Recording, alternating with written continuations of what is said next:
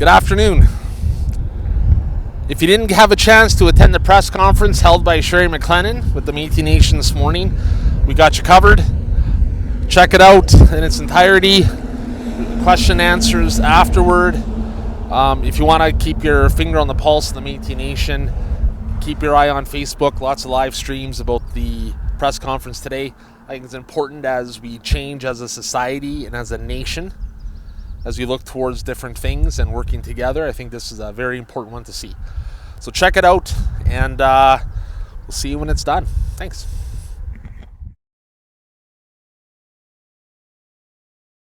Wendy, Gervais, and Sherry McLennan.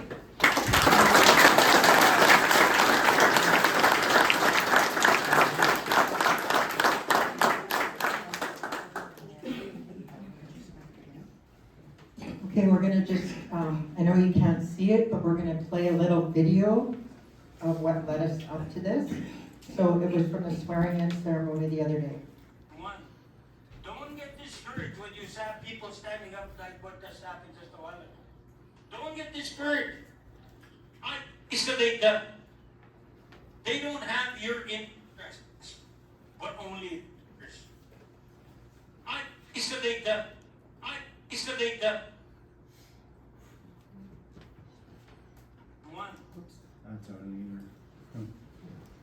Good morning. Thank you all for being here today. My name is Wendy Gervais, Regional Representative for Metis Nation Saskatchewan, Western Region 3. My name is Sherry McLennan, Regional Representative for Metis Nation Saskatchewan, Western Region 2. We know that there have been lots of questions regarding what is going on. We come before you today not just as elected regional representatives, but as proud Métis women who have carried the voices of all of our citizens with us through the democratic process. Our message today is simple but urgent. We have been denied our rightful seats at the table, despite being re-elected by the citizens of our respective regions just a short month ago. On May 24th, 2025, the Métis people of Western Region 2 and Western Region 3 reaffirmed their trust in us. We were elected again by our citizens. That is the highest mandate one can receive in a democratic system. And yet, despite this clear direction from the people, we have been barred from participating in the governance of our nation. This issue did not begin last week. Over the past 2 years, Métis Nation Saskatchewan has undergone significant constitutional reform efforts as well as conversations moving towards self-governance treaty. While we supported meaningful engagement in our regions, we heard time and time again from our citizens that they did not adequately feel consulted nor included in these discussions. These concerns came to a head at the November 2024 Métis Nation Legislative Assembly, where internal tensions became undeniable. As elected officials, it is not just our right, but it's our responsibility to demand transparency in decision-making from issues ranging from governance decisions, budgets, contracts, salaries, and even the qualifications of the senior staff tasked with working for our citizens. Governance must be open and accountable, or it ceases to serve the people. It is sometimes uncomfortable, but it is necessary. In March 2025, following procedural concerns and harassment complaints, some filed by us and later counter-filed by a staff member, we were informed we would be excluded from the PMC. This came after an investigation we maintain was procedurally flawed and conducted without our participation. In breach of the M&S Executive Handbook requirement for mutually agreed investigation. Despite these clear concerns, the decision to bar us has been enforced. On June 24, 2025, at the swearing-in ceremony at Dakota Dunes, we were present and prepared to take our oaths, but security physically prevented us from entering the room. The official program listed us as not in attendance. That is false. We were there, ready to uphold our constitutional obligations, but we were shut out. Let us be clear. While a swearing-in ceremony in nature is only ceremonial, our positions are not. Legitimacy comes from the ballot box. No internal decision, investigation, or demand for apology can override the democratic will of the people. The Constitution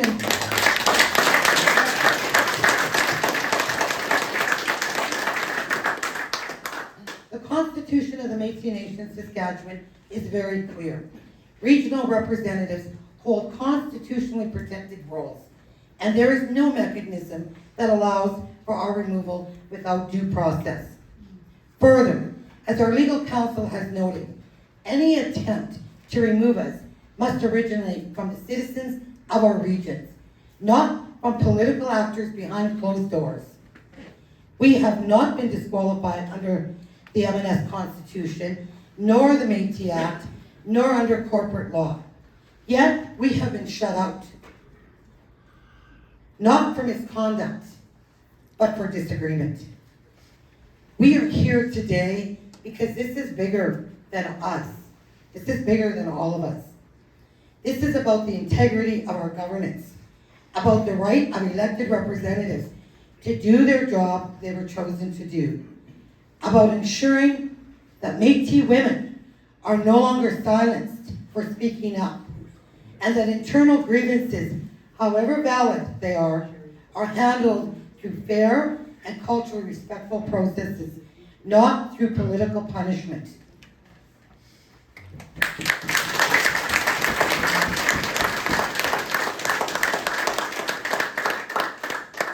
We are committed to resolving the matter responsibly.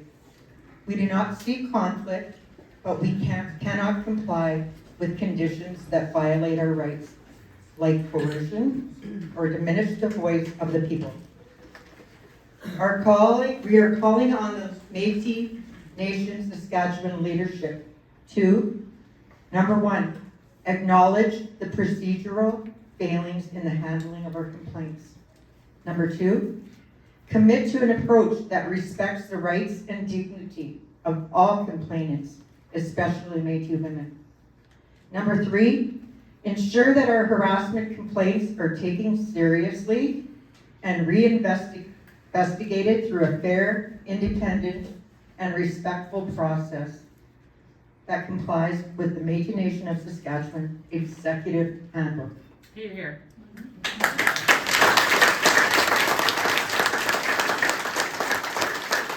Number four, guarantee that all future investigations adhere strictly to the policy, including mutual agreement on a third-party investigator and timelines that allow for safe and supported participation. Number five, reaffirm a commitment to the safety and inclusion of Métis women within all levels of the Métis Nation Saskatchewan governance structure.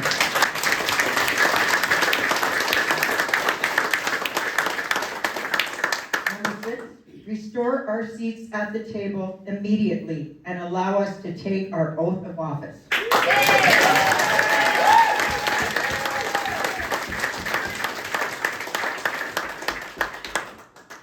We close today with this. Our nation was built on resistance, on standing up when the path forward was unjust, and on holding power accountable to the people. That is the spirit of Métis governance. Not isolation, not silence, not exclusion, not secrecy, but participation, debate, and collective leadership. That is what is responsible governance.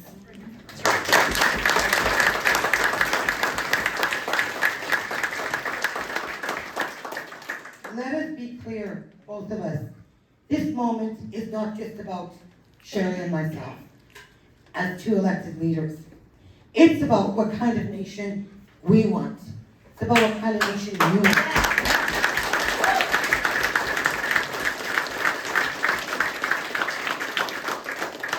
If voices can be silenced behind closed doors, if election results can be attempted to be undermined with resolutions, then what is left of our democracy? That's what we need to ask ourselves.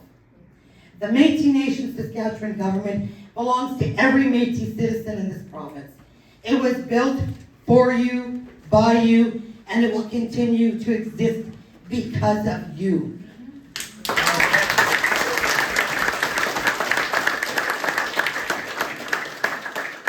Now, Metis citizens of Saskatchewan, it's time to reclaim our rightful place at the table, and it is time for us to reclaim our table.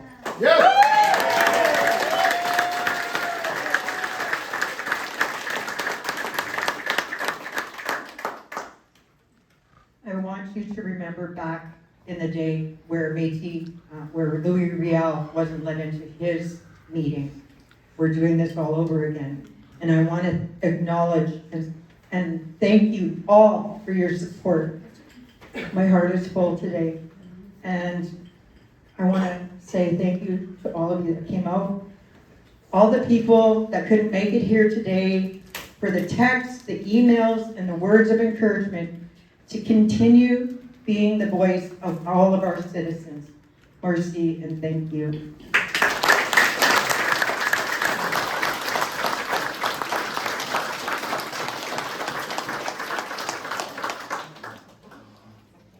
Thank you very much. We will now open the floor to questions from the media. We have several media here today. So here's a little bit of a guideline. We ask that each reporter limit your question to one question at a time. We will allow follow-up questions.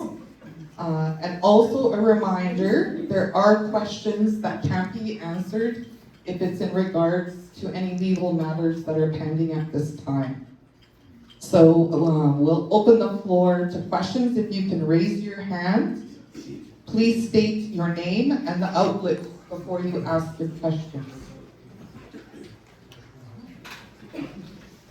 Hi. Yes. Nigel P. now. So after the completion of this investigation report, did you receive a copy of it? Was there any consultation with? So for transparency purposes, I want to be clear. We are under an order that we cannot discuss the outcome or the contents of the report. What I will say is what we said in our statement, and it has gone through our legal. There were 4 women who were under investigation. We have not been interviewed to this date. I will leave it at that for that answer, and I think that the citizens of the nation can judge from that. Thank you. Was there a follow-up, Nigel? Okay, next. I believe it's CBC, sorry. Scott, sorry, at the back. Scott from CBC, yes. Do you want to ask Sherry or Wendy? Either Wendy or Cherry. How big of an issue is it in terms of being a woman? Is that the main issue, do you think? What?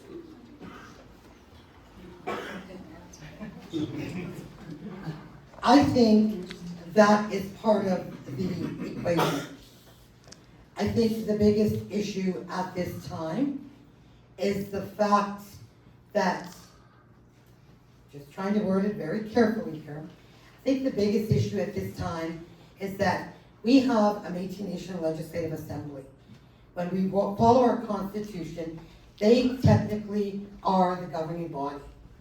So none of this has been come forward to Metis Nation Legislative Assembly. It's very clear in our preamble that every citizen has an opportunity to present their case in front of the Metis Legislative Assembly. And as we heard in some opening remarks in the last couple of days, as we move towards governance renewal, our constitution is really not being followed at this time. So I think that's alarming. And is this tied into being a woman? All I can say is from my own experience. And from my own experience, a woman at that table, I have not been allowed to work in a safe environment, at least something that I feel safe in. So that's what I would say for that. Shame. Follow-up question, Scott, from CBC? I'd like to hear from Sherry too. Thank you, Scott. I believe that my voice has been shut out because I'm a woman and I really support my Western Region too, and I bring their voices to the table. And if you have watched some of the PMC meetings, I have been shut down, told I can't speak, and I really think that that's shutting down your voice. We are a couple of strong women here, and strong women, it seems like strong women are not following the way we should vote and the way we should do things, and we get punished. So that's just my way of looking at things. Was there anything further, Scott? I'd just like to ask them about, they've been in politics for quite a while. There's been political turmoil with MNS going back decades in some ways, in some respects. Is this the culmination of that, or is there more to it, or is this just a continuation of what's been going on in the past?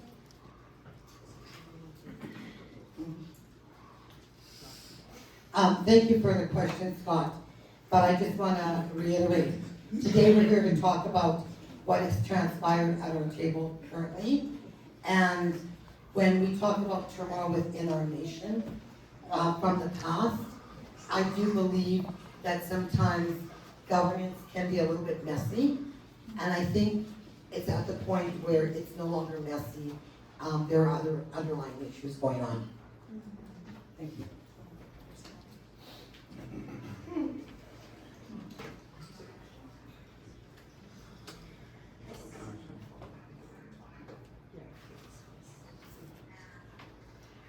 So, without getting legal, we can't talk about that. So, I know you guys are all looking at me like, spill, Sherry, but yeah, I just want you to know that our voices are not being heard, and our Constitution is not being followed, and our Constitution is our Bible. That's the way of our land, and it's not being followed, so it's affecting all of us.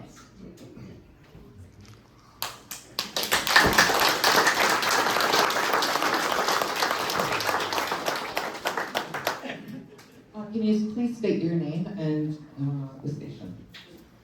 Jocelyn with CTV. I think just if this question goes out to whoever can answer it, would you be able to sum up, like as specifically as possible, what we're looking for in terms of a resolution here?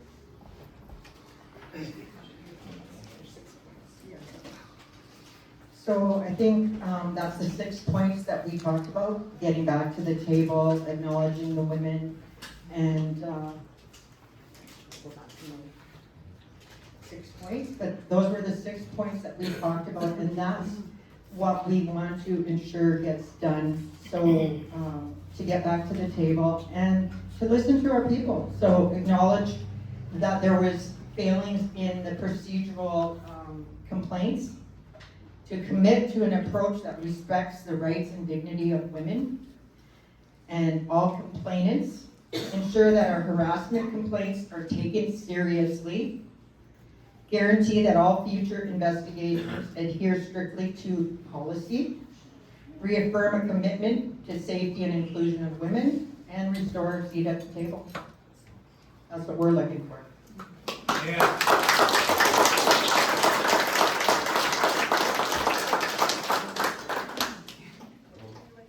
For lack of saying ditto to my colleague here, I think one of the other things we're also looking for is exactly what every citizen in this province is looking for, and that is we start learning how to practice good governance. Good governance, the McChip way, is about coming to the table.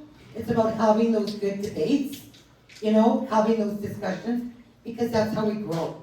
It's not about coming to the table and everybody putting their hands up in agreement, even though they're not in agreement to what's going on. So I think, to me, it's all about good governance.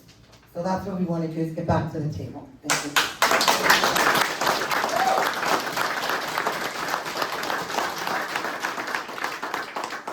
Was there any follow-up question? Okay. Anyone else from the media that has questions? Sir, did you have anything? Oh, you're with CBC. Sorry. All right, well, that brings us to a close for today. There will be more information coming out. I would encourage, this press conference was live streamed, and citizens are live streaming it as we speak. I would encourage you to share that with your kinfolk and your communities. And if anyone wants to talk privately or has questions privately, they'll be available for a few minutes after one-on-one. Some people aren't comfortable asking questions in a public setting. So again, I would like to thank everyone that has come out to support. Métis strong! Métis strong! Métis strong! Métis strong! Métis strong! Métis strong! Métis strong! Thank you. And thank you to the elders who have been guiding us through this process and have been giving us the history and how our nation is supposed to be moving and respecting everyone. Really appreciate all of your support. And at this time now, I would like to end the press conference again. Both Sherry McLennan and Wendy Gervais, thank you for your courage today. It takes a lot of courage to come up and say things publicly and respond to our citizens. But as elected officials, they're fulfilling their jobs by bringing the citizens' voice. I'm very proud to call them colleagues and friends. And look for more things to come. There will be more press conferences. How about a big round of applause for Sherry and Wendy?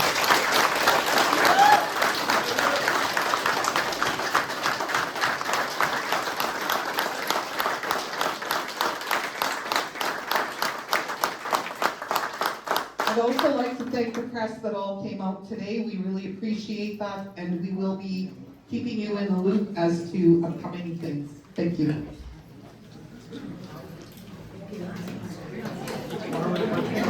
Off the record for none of the... Hey, thanks for watching. I gotta say that clearly there's some stuff going on there, and we got a little privy of some of the behind-the-scenes stuff that's occurring there.